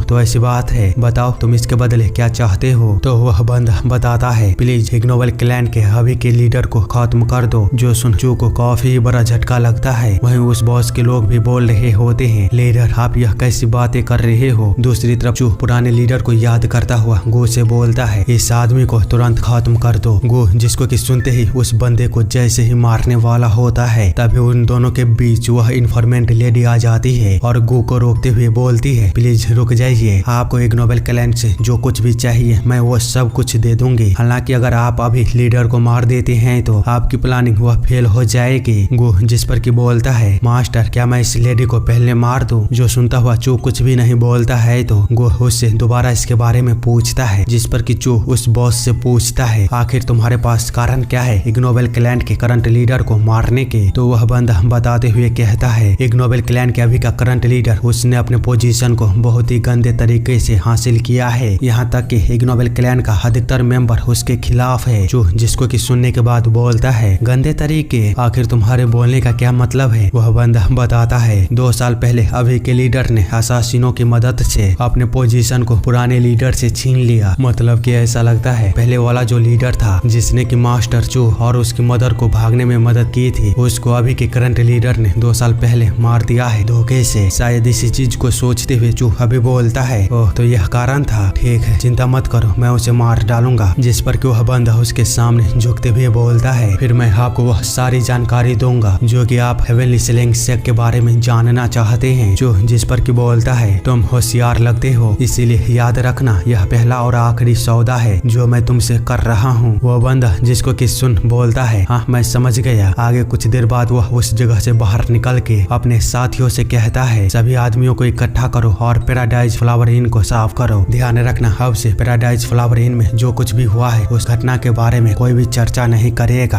अपने आंख कान मुंह सभी को सख्ती से बंद कर लो। जो कोई भी अपने मुंह को खोलता हुआ पकड़ा गया उसे उसी समय खत्म कर दिया जाएगा। इसके अलावा आज से केवल हमारे सभी मेंबर हेवन स्लैंग सेक्ट के बारे में इंफॉर्मेशन को इकट्ठा करने पर फोकस करेगा और उन सभी इंफॉर्मेशन को कलेक्ट करके फ्रेगनेंस हॉल लीडर को डिलीवरी करेगा। जिस पर कि एक बंदा बोलता है, लेकिन क्या हम उन पर भरोसा कर सकते हैं। जो सुनता हुआ वह बॉस थोड़ी देर के लिए चुप हो जाता है, बाद में उसे बताता है, हमारे पास और कोई रास्ता नहीं है, हम केवल उन पर भरोसा ही कर सकते हैं। सीन चेंज होता है और हम अगले दिन देखते हैं यू पंचिंग किंग और गो को देखते हुए कोई बात कर रहा होता है। ये लोग दक्षिण से लग रहे हैं, उनकी स्किन कितनी अच्छी है। जो सुनता हुआ कोई दूसरा कहता है, क्यों क्या तुम्हें वह पसंद है, लेकिन याद रखना वे लोग हथियारे हैं, उन्होंने हाल ही में हमारे इग्नोबल क्लैन के 6 लोगों को मार डाला था, इसीलिए उनके सामने अच्छे दिखने की कोशिश मत करना। तो वह दूसरी लड़की कहती है, क्या आप सच में सीरियस हो। तभी वहाँ पर इन्फॉर्मेंट लेडी आते हुए बोलती है, तुम लोग यहाँ पर कर क्या रहे हो, यहाँ पर आना मना है, क्या तुम लोग लीडर की बातों को भूल चुके हो, तुम लोगों को यहाँ पर नहीं होना चाहिए, इसलिए जल्दी यहाँ से निकल जाओ। तो वे दोनों लड़कियां उससे माफी मांगते हुए वहाँ से चले जाते हैं। बाद में वह इन्फॉर्मेंट लेडी अपने साथ जो भी इन्फॉर्मेशन को लाई थी उन सभी को चू को दिखाते हुए बोलती है, ये सभी हमें ओसलर और गैम्बलिंग हॉल से मिला है। चू जिसको कि देखता हुआ बड़ी ही गंभीरता से उन इन्फॉर्मेशनों को मिलाने की कोशिश कर रहा होता है तो वह लेडी कहती है, मैंने सुना है कि इस लड़ाई के कारण हेवन स्लैंग सेक्ट पूरी तरह से अलर्ट पर है। जिस पर कि चू उन्हें बताता है, यह तो स्वाभाविक बात है। जो सुनता हुआ वह लेडी कहती है, हाँ सही कहा आपने, लीडर इस चीज को टालने की कोशिश कर रहे हैं, लेकिन मैं नहीं जानती हूँ कि यह कब तक काम करेगा। यह कैसा रहेगा अगर हम हॉल्स फ्लैग ऑपरेशन को करते हैं तो। जिस पर कि चू उसे कुछ बताता है। वह लेडी जिसको कि सुन बोलती है, मैं समझ गई। आगे वो बोलती है, वो ऐसे आप ब्लड वाइन कब से पीना शुरू करेंगे। तो चू बताता है, अभी समय नहीं आया है। इतना बोलने के बाद वह इन्फॉर्मेशन को मिला लेता है। बाद में वह अपने सभी साथियों को अंदर बुलाते हुए उन्हें बताता है, 5 माइल वेले, सुक्सी काउंटी, हेवन डिस्ट्रॉइंग फॉरफिंड, यूही, इनकिंग काउंटी, अजूरी डीटी स्लेयर, यॉक्सयॉक, 9 ट्रिब्यूटरी रीजन, वांडरिंग फिशरमैन, उन सभी को खत्म कर दो। जो सुनते हुए वे तीनों उसे ग्रीट करते हुए कहते हैं, जैसा आप चाहे। इसी के साथ वे लोग वहाँ से तुरंत ही निकल जाते हैं। अगले सीन में हम कहीं पर देख देखते हैं कोई बोल रहा होता है, क्या सच में? मैंने तुम्हें बोल दिया ना, नहीं तो नहीं, तुम अंदर नहीं जा सकते। जो सुनता हुआ उसके सामने खड़ा पर्सन बोलता है, तुम यह किस तरह की बकवास को कर रहे हो? मैं बेगर हॉल का लीडर हूँ, कैफेंग में मेरे लिए कुछ भी ऑफ लिमिट नहीं है। तो वह बंदा बताता है, मुझे फर्क नहीं पड़ता तुम जो कुछ भी हो या फिर तुम जहाँ से भी हो, यह यमराज की जगह है। अगर तुम जिंदा रहना चाहते हो तो अंदर जाने के बारे में सोचना भी मत। वह बुढ़ऊ जिस पर की भड़कते हुए कहता है, तुम बेवकूफ कहीं के, अंदर जाओ और जंगली चू को यह इन्फॉर्मेशन पहुंचा कर आओ। उन्हें बताओ कि तुरंत ही बाहर आए और लेडी सोगो के ऑर्डर को रिसीव करे। अगला सीन कुछ देर बाद का होता है। वह बुढ़ऊ चू से मिल चुका था। वही चू हेवन स्लेंग सेक्ट के मैप को देखता हुआ काफी गंभीरता से सोच रहा था, जिस पर कि वह बुढ़ऊ बोलता है, इसे देखो और कम से कम कुछ दिखावा करने की कोशिश तो करो। लेडी सोगो चाहती थी जब तक कि वह डेथ ब्रिंगर नहीं बन जाती तब तक तुम पूरे मुहिम का ध्यान अपनी ओर आकर्षित करो, लेकिन तुम्हें देखते हुए ऐसा लगता है कि तुम तो यहाँ बस लग्जूरियस लाइफ के मजे ले रहे हो। यह चीज मुझे बहुत ही ज्यादा चिंता दिला रही है। तुम्हारे जैसे पर्सन का लेडी सोगो के पास होना यह बहुत ही परेशानी से भरा है। पर खैर बेवकूफ, यहाँ पर आकर बैठ जाओ, मुझे तुम्हें कुछ बताना है। इतना बोलते हुए वह जैसे ही चाय के घूंट को लेने वाला होता है तभी चू उसके चाय को नीचे गिरा देता है। इस कारण से वह बुढ़ऊ जब चू को गालियां देने लगता है तो चू उसे बताता है, मैं तुम्हारे जीवन को इसीलिए बख्श दूंगा क्योंकि तुम सोगो के द्वारा भेजे गए थे, लेकिन आगे अगर तुमने एक बार और अपने मुंह को खोला तो पक्का मैं तुम्हारे जीभ को खींच लूंगा। जो सुनता हुआ वह बुढ़ऊ पूरी तरह से हैरान हो चुका था। वही चू वह पूरी तरह से सीरियस था। बाद में वह पूछता है, बताओ तुम्हारे मेरे यहाँ पर मिलने का क्या कारण था? जिस पर कि वह बुढ़ऊ उसे कुछ देते हुए बोलता है, इसे देखो, यह 10,000 न्यांग प्रोमेसरी नोट है जिसको कि कैपिटल ने सोल किलिंग चैम्बर को प्रोवाइड किया है। पर लेडी सोगो ने कहा, तुम्हें बहुत सारे पैसों की आवश्यकता होगी हेवन स्लेंग सेक्ट के टेरिटरी में घुसने के लिए। तो जो उससे पूछता है, क्या उसने यह जोक्सा याकिन सोहियोन को भी दिया है? जो सुन वह बुढ़ऊ बताता है, हाँ उसने उन्हें भी दिया है। तो जो उसे वह लेटर को वापस देते हुए बोलता है, ठीक है तो फिर इसे वापस ले लो। जिस पर कि वह बुढ़ऊ बहुत ही ज्यादा हैरान होते हुए बोलता है, तुम ये क्या कर रहे हो? मैं सोगो को क्या बताऊंगा? सोगो ने कहा था यह पैसे सोल किलिंग चैम्बर के पुराने जनरेशन के द्वारा छोड़े गए हैं। जो सुनने के बाद बोलता है, सोगो को कहना अगर वह सच में डेथ ब्रिंगर बनना चाहती है तो दूसरों पर रिलाई करना बंद करे। वह बुढ़ऊ जो कि सुनता हुआ और भी ज्यादा हैरान हो जाता है। आगे कुछ देर बाद सोचने के बाद वह बोलता है, सोल किलिंग चैम्बर ने जितने भी पैसे मुझे दिए थे वह 90,000 न्यांग था और इस बुढ़े ने जो अपनी पूरी जिंदगी में पैसे को बचाया है वह भी लगभग इतना ही है। सोल किलिंग चैम्बर के जितने भी पैसे हैं उसे लेडी सोगो को वापस कर दिया जाएगा, लेकिन मेरा इस पैसे को लेकर कोई भी इम्बेजल करने का प्लान नहीं है। जो जिसको कि सुन बोलता है, आखिर तुम्हारा पॉइंट क्या है? तो वह बुढ़ऊ उसे बताता है, मैंने अपने जीवन में जितने भी पैसों को जमा किया है मैं उन सभी को तुम्हें देना चाहता हूँ। जिस पर कि चू बोलता है, लेकिन इसका कारण क्या है? तो वह बुढ़ऊ उसके सामने झुकते हुए बोलता है, डेथ ब्रिंगर, प्लीज इस बूढ़े आदमी को डेथ ब्रिंगर के एग्जिस्टेंस को दिखाइए। मतलब कि यह बुढ़ऊ चू को डेथ ब्रिंगर मान रहा है, ना कि सोगो को। तो चलिए अब हम भी चू को चू कहना बंद कर देंगे और अब से डेथ ब्रिंगर ही बुलाएंगे। सीन चेंज होता है और हम किसी दूसरी जगह को देखते हैं जहाँ कोई बोल रहा होता है, शिप के ओनर ने क्या कहा? तो दूसरा बंदा कोई बताता है, उसने कहा कि वह 1000 न्यांग से नीचे नहीं बेचेगा। तो उसका मालिक बोलता है, उसे कहो कि हम 900 न्यांग देंगे और डील को यहीं पर खत्म करें। जो सुन वह बंदा वहाँ से जाते हुए बोलता है, हाँ ठीक है मैं अभी जाता हूँ। जिस पर कि दूसरा बंदा कहता है, मैं खुशखबरी का इंतजार कर रहा हूँ। बाद में वह सीरियस होते हुए कहता है, जब लोगों को कंट्रोल करने की बात आती है तो पैसे से बेहतर कुछ भी नहीं होता। वहीं उसके बगल में हम देखते हैं एक शिप के नीचे से उस पर उसे बिना खबर लगे कोई नजर रख रहा होता है, जिसको कि देखता हुआ ऐसा लग रहा था कि वह पंचिंग किंग है। पर इसी के साथ सीन चेंज होता है और हम इन्फॉर्मेंट लेडी को देखते हैं जो कि चू के रूम के दरवाजे पर आकर रुक जाती है क्योंकि अंदर बातें हो रही थी और चू बोल रहा था, यह अफसोस की बात है, कोई भी असली डेथ ब्रिंगर नहीं है। जो कोई भी डेथ ब्रिंगर बनना चाहता है उसे पहले पीले झरने को पार करना होगा। अगर उसमें वापस लौटने की शक्ति है तो वह बुढ़ऊ जिसको कि सुनने के बाद बोलता है, अगर ऐसी बात है तब तो आपको और भी इसे अधिक एक्सेप्ट करना चाहिए। वो दोनों इसी तरह काफी देर तक बात करते हैं। वहीं वह इन्फॉर्मेंट लेडी वो उन दोनों की बातों को बड़े ही खामोशी के साथ कमरे के बाहर से सुन रही होती है, लेकिन तभी दरवाजा खुलता है और हम देख पाते हैं बुढ़ऊ रूम से बाहर निकलता है, लेकिन वो उस पर ध्यान न देते हुए सीधे अपने रास्ते पर निकल जाता है। जिसको कि वह इन्फॉर्मेंट लेडी पीछे से देखते हुए अपने मन में कहती है, उसने अपने पैसों को अपने अंत तक बचाया है। ये सब सोचता हुआ वह कमरे के अंदर आती है और चू को बताती है हमारे पास हेवन सेक्ट के मैनर लॉर्ड के किलर का इंफॉर्मेशन है। आगे कुछ देर बाद वह बोलती है, मैंने पहले भी उस बूढ़े आदमी के बारे में सुना है। वह एक ऐसा कंजूस है जिसने की शादी भी नहीं की, क्योंकि उसका मानना था कि उसकी पत्नी और बच्चों को खाना खिलाना पैसे की बर्बादी होगी। मुझे विश्वास नहीं हो रहा है उसके जैसा एक पर्सन एक लीजेंड के लिए अपना पूरा इंटायर फॉर्चून आपको दे रहा है। इतना बोलते हुए उसे अचानक ही कुछ महसूस होता है तो वह तुरंत ही डेथ ब्रिंगर से माफी मांगते हुए कहती है, मुझे माफ करिएगा, मैं बस दरवाजे के बाहर इंतजार कर रही थी और अनजाने में बातचीत सुन ली है। जिस पर कि डेथ ब्रिंगर ना ध्यान देते हुए उसे बताता है, हर किसी के पास कुछ न कुछ होता है जिसे वे पूरा करना चाहते हैं और उसके लिए यह डेथ ब्रिंगर है। तो वो लेडी कहती है, डेथ ब्रिंगर एक ऐसा असासिन जो सभी असासिनों के सपने को हासिल किया, साथ ही असासिनेशन के रास्ते पर स्वतंत्र रूप से चलने के लिए कामयाब रहा, बिना किसी के द्वारा कंट्रोल हुए और प्रभावित हुए। पर क्या सच में ऐसा कोई है भी?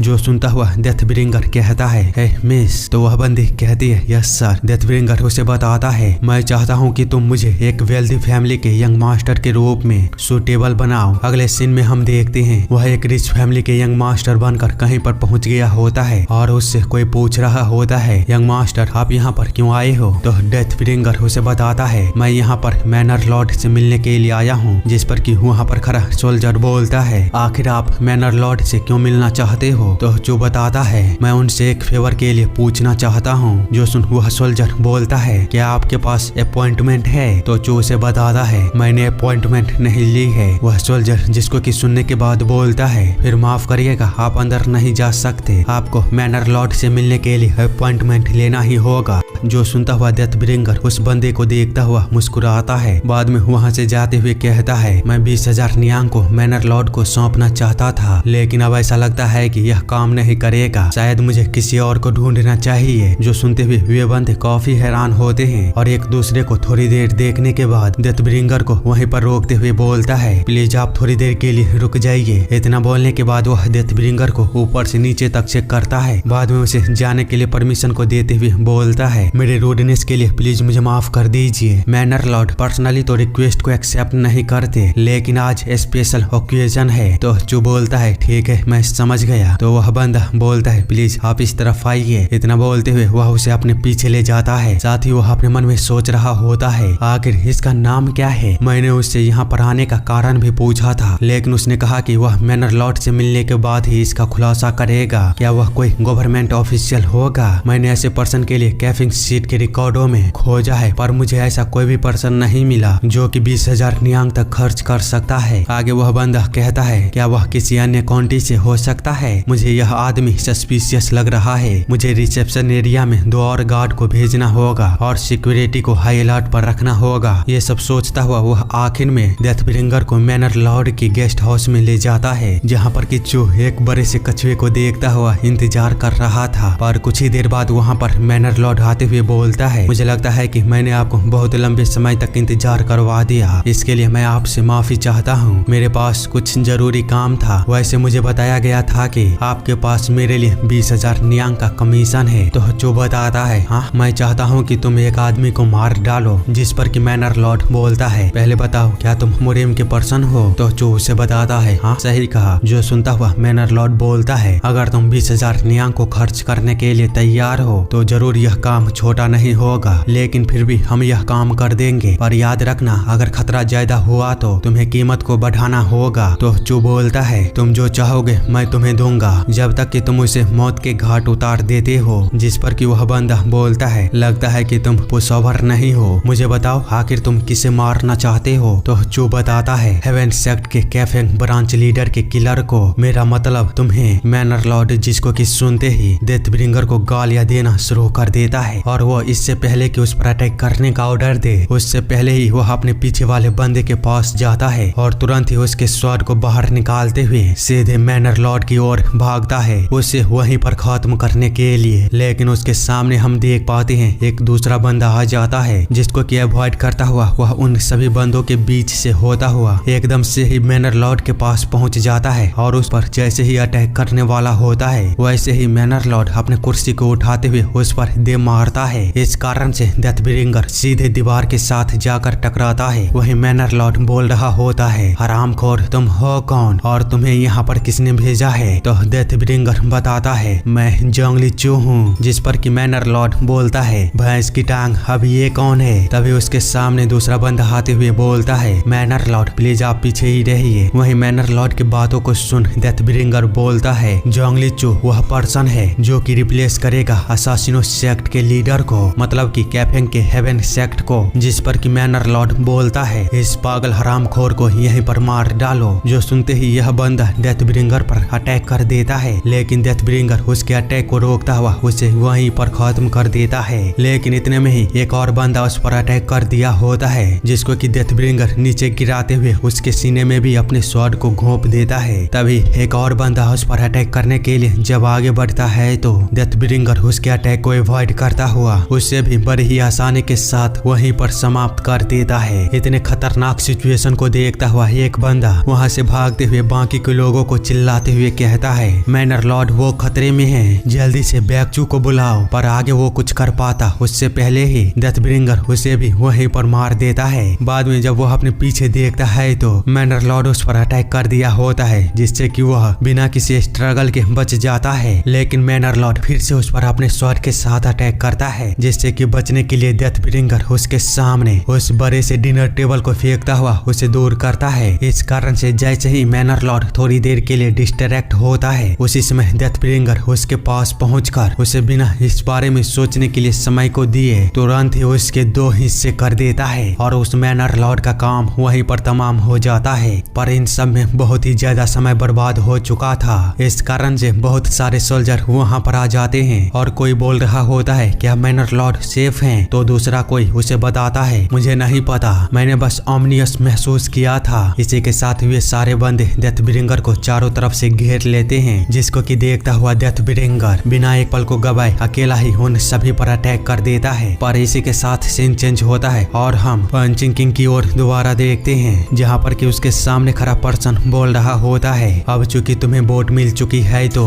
बाकी की चीजों का ध्यान मैं रख लूंगा। जिस पर कि उसका सर्वेंट बोलता है ठीक है मैं समझ गया। इसी के साथ वह उसे ग्रीट करते हुए वहां से जाते हुए बोलता है ठीक है तो मैं आपसे कल मिलता हूँ, वैसे आपको बेटा होने पर बधाई हो। जिस पर कि वह पर्सन बोलता है तुम्हारा शुक्रिया। तो वह सर्वेंट कहता है जब तक सारी चीजें ठीक होंगे तब तक आपका बेटा वह बड़ा हो जाएगा। इतना बोलते हुए वह वहां से चला जाता है, जबकि यह पर्सन उसे पीछे से देखता हुआ सोच रहा होता है हाँ तब तक वह काफी बड़ा हो जाएगा, अब मेरे पास दुनिया में जलस करने के लिए कुछ भी नहीं है। आगे वो कुछ समझ पाता तभी उसके गले पर एक नीडल आकर लगता है और देखते ही देखते हम देख पाते हैं वह वहीं पर जमीन पर गिर जाता है। दूसरे सीन में हम इन्फॉर्मेंट लेडी को देखते हैं जो कि भागते हुए अपने बॉस के पास आती है और उसे बताती है मेरे पास एक न्यूज है, जरा एक बार इसको देखिए। जो सुनता हुआ वह लीडर जब उस लेटर को देखता है तो उस पर लिखा गया होता है हेवन सेक्ट का ग्रेटेस्ट किलर वांडरिंग फिशरमैन मर चुका है। जो देख वह बॉस बहुत ही ज्यादा हैरान होता है और बोलता है हेवन डिस्ट्रॉइंग फॉर फिंड, यहाँ तक कि अजूरे डीटी स्लेयर भी मर चुका है। दुनिया तो बिल्कुल ही रातों रात बदल चुकी है, अब केवल ब्लड बात होगा। तभी वहाँ पर आकर कोई बताता है लीडर और हॉल लीडर आपको कोई एनेक्स में ढूंढ रहा है। जो सुनता हुआ जब इन्फॉर्मेंट लेडी और बॉस उस जगह पर पहुँचता है तो हम देख पाते हैं उनके सामने डेथ ब्रिंगर बैठा था पूरी तरह से खून में लिपटा हुआ और उसके सामने असासिन सेक्ट का एक पेपर होता है। बॉस जिसको कि देखता हुआ इसके बारे में डेथ ब्रिंगर से पूछता है तो वह बताता है चलो कॉन्ट्रैक्ट को शुरू करते हैं। सीन चेंज होता है और हम किसी जगह पर एक इन को देखते हैं जहाँ पर कि एक पर्सन भागते हुए किसी के सामने आते हुए उससे कहता है मैं आ चुका हूँ। तो उसके सामने बैठा पर्सन कहता है बहुत लंबा समय हो गया तुम्हें देखे हुए, इन दिनों तुमसे मिलना तो बहुत ही मुश्किल से भरा काम हो चुका है। जो सुनता हुआ अभी आया हुआ पर्सन उसके आगे किसी चीज को करते हुए बोलता है नहीं मुझसे ज्यादा तो आप बिजी हैं, पर खैर ये रही उधार ली गई पैसों का ब्याज। तो वह बंदा कहता है तुम्हारा बहुत बहुत शुक्रिया। जो सुनता हुआ वह बंदा कहता है मैंने इसे बहुत ही ज्यादा हड़बड़ाहट में लिखी है, लेकिन अब मैं जाना चाहूंगा। इतना बोलते हुए वह वहाँ से जा ही रहा होता है। तभी उसके पीछे बैठा बंदा कहता है एक मिनट रुको, आखिर ये क्या है, तुम्हारे पैसे खत्म हो रहे हैं। तो वह पर्सन कहता है आपके बोलने का क्या मतलब है, मैंने आपको बिल्कुल सही राशि को दिया है। जिस पर कि वह बंदा बोलता है यहाँ पर केवल 1 महीने का ब्याज है, जबकि पूरे 3 महीने हो गए हैं। तो वह पर्सन कहता है मैंने 2 महीने के ब्याज को आपको देने के लिए गया था, मैंने आपको बिल्कुल सही राशि को दिया है, लेकिन आप यात्रा पर गए हुए थे। जिस पर कि वह बंदा बोलता है, यात्रा तुम्हारा बोलने का क्या मतलब है? जो सुन वह पर्सन उसे बताता है, मैं जब आपसे मिलने के लिए गया था तो गेट कीपर ने कहा आप ट्रेवल करने के लिए गए हुए हैं और उसे नहीं पता है कि आप कब वापस आएंगे। वह बंदा जिसको कि सुन बोलता है, गेट कीपर? लेकिन हमारे पास तो कोई गेट कीपर है ही नहीं। तो वह पर्सन कहता है, आप यह किस तरह की बातें कर रहे हो? आपके घर के ठीक सामने गेट कीपर खड़ा है। तो वह बंदा बोलता है, मुझे नहीं पता तुम किस गेट कीपर के बारे में बात कर रहे हो, लेकिन मेरे पास कोई भी गेट कीपर नहीं है, इसलिए बकवास करना बंद करो। ये पैसे काफी नहीं है, जल्दी से 300 नियांग और लाओ। जो सुनता हुआ वह पर्सन बहुत ही ज्यादा परेशान हो चुका था और उससे कहता है, यह तो बिल्कुल ही एक स्कैम है। जिस पर कि वह बंदा बोलता है, जरा इसकी बकवास तो सुनो।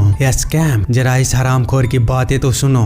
मैंने उस पर विश्वास करके पैसे दिए और 3 महीने तक इंतजार किया, पर फिर भी इस धोखेबाज को तो देखो, ये मुझे बोल रहा है कि मैं स्कैम कर रहा हूँ। जिस पर कि वह पर्सन उस पर चिल्लाते हुए कहता है, अपनी यह झूठ की बातें करना बंद करो और इंतजार करने की बात इसे तो छोड़ ही दो। तुम जानबूझकर इतनी देरी की ताकि तुम मुझसे और भी पैसे को ऐंठ सको। उसकी इस तरह की बातों को सुनता हुआ एक बंदा उसके सामने आते हुए उसे काफी जोरदार धक्के को देता हुआ दूर फेंक देता है और वह मोटा पर्सन बोलता है, 1 हफ्ते के अंदर अपने घर के कागजात मेरे पास लेकर आना, नहीं तो मैं तुम्हारे पिछवाड़े के होल को और भी बड़ा कर दूंगा। इसके अलावा इसमें किसी भी कारण से और समय लगा तो अगले महीने तुम्हें अपनी वाइफ और बेटी को मुझे बेचना होगा, इसीलिए ध्यान से इसके बारे में सोचना। इतना बोलकर वह अपने बॉडीगार्ड के साथ वहां से चला जाता है, जबकि पीछे उस इन में बैठा हुआ बाकी के लोग उसे देखते हुए बोल रहे होते हैं, उस हरामखोर ने दोबारा ऐसा किया। सच में मुझे इस आदमी के लिए बहुत बुरा लग रहा है। वही यह पर्सन जैसे ही उस इन से बाहर निकलता है तो इतने बड़े सदमे के कारण वह वही जमीन पर गिर जाता है, जहाँ उसके पास एक पर्सन आकर उसे संभालते हुए बोलता है, क्या तुम ठीक हो? तो वह पर्सन रोते हुए कहता है, मैं अब क्या करूं? मैं अपने घर को खोने वाला हूं। जिस पर कि वह दूसरा पर्सन कहता है, मैं तुम्हारी सिचुएशन को समझ सकता हूं, पर अगर मैं तुम्हारी जगह पर होता तो मैं इस चीज को संभालने के लिए किसी को हायर कर लेता।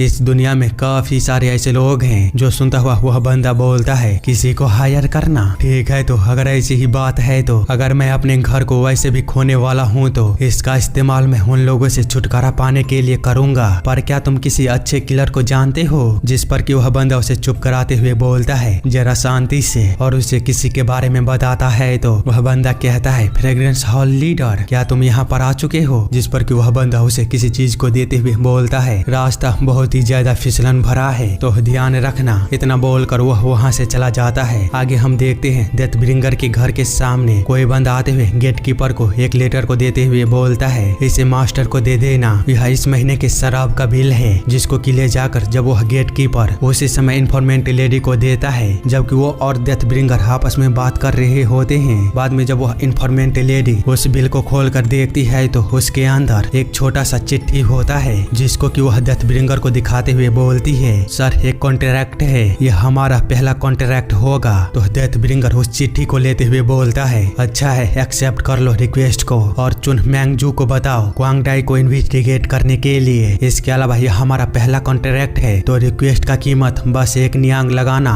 सीन चेंज होता है और हम कहीं पर देखते हैं एक बंदा रोते हुए बोल रहा होता है, प्लीज मुझे एक और मौका दे दो, मैं 1 महीने में तुम्हारी पूरी कीमत चुका दूंगा। जिस पर कि वह मोटा बंदा कहता है, नहीं अब मेरे पास समय नहीं है, मुझे पता है कि तुम कोई डिगिंग का बिजनेस कर रही हो, तुम्हें समय को दिए ऑलरेडी 2 दिन हो चुके हैं। आगे वो उसके साथ क्या करता है हमें दिखाया नहीं जाता, बस हम भीड़ में देखते हैं एक बंदा उस पर अपने नजर को बनाए रखा था। साथ ही कुछ बंदे वह जहाँ जहाँ भी जाता है वहाँ उस पर नजर रख रहा था। बाद में उसके बारे में सारी इंफॉर्मेशन को इकट्ठा कर लेने के बाद सभी इंफॉर्मेशन को डेथ ब्रिंगर के पास भेज दिया जाता है, जहाँ पर कि वह उसे देखता हुआ बोल रहा होता है तो 2 गार्ड उसे एक पल के लिए भी अकेला नहीं छोड़ता। यहाँ तक कि जब वो हग रहा हो तब भी वे दरवाजे को प्रोटेक्ट करते हैं। जो सुनता हुआ यू बोलता है, मास्टर मुझे आपसे कुछ पूछना था, क्या हम गार्ड को भी नहीं मार सकते हैं? जिस पर कि डेथ ब्रिंगर उसकी ओर थोड़ी देर मुस्कुराते हुए देखता है, बाद में एकदम से ही सीरियस होते हुए बोलता है, ठीक है यू, तुम पहले होंगे जो हमारा पहला कॉन्ट्रैक्ट लेगा, जाओ और उसे मार डालो। इसी के साथ सीन चेंज होता है और हम क्वांगडाई को देखते हैं जो रात के समय अभी भी अपने गार्ड के साथ होता है, जो कि काफी सारी बातें करता है, लेकिन आप लोगों को मैं बताकर बोर नहीं करूंगा क्योंकि ज्यादा देर तक यह स्टोरी में रहने वाला नहीं है। तो चलिए सीधे पॉइंट पर आते हैं। हम देखते हैं ये सभी एक साथ जा ही रहे होते हैं, तभी एक गार्ड उसे रोकते हुए अपने सामने देखता हुआ हुआ बोलता है प्लीज रुक जाइए, और तुम हो कौन? हम देखते हैं उसके सामने एक काले परछाई में कोई खड़ा था। उसे इस तरह देखता हुआ वह गार्ड बोलता है अगर तुम अभी पीछे नहीं हटते हो तो हम तुम्हें यहीं पर मार डालेंगे। पर उसके सामने खड़ा पर्सन उसे घंटा इससे फर्क नहीं पड़ता। वह बिना उसकी बातों पर ध्यान दिए तुरंत ही उस पर अटैक कर देता है, जिसको कि देखता हुआ वह पर्सन भी पूरी तरह से उसे रोकने के लिए सीरियस हो गया था, लेकिन इसका कोई भी असर नहीं होता। वह एक ही झटके के साथ वहीं पर मारा जाता है। वहीं दूसरा पर्सन जब यू पर अटैक करने की कोशिश करता है तो यू उसे पीछे की ओर धकेलता हुआ तुरंत ही उस पर कूदते हुए उसे भी वहीं पर खत्म कर देता है। बाद में जब वह उस मोटे की ओर देखता है तो वह बंदा घबराते हुए बोलता है आखिर तुम्हें इस काम के लिए कितना पे किया गया है? मैं उससे दोगुना तुम्हें दूंगा। इसके अलावा जो तुम चाहोगे मैं वो सब कुछ तुम्हें दूंगा। प्लीज मुझे बख्श दो।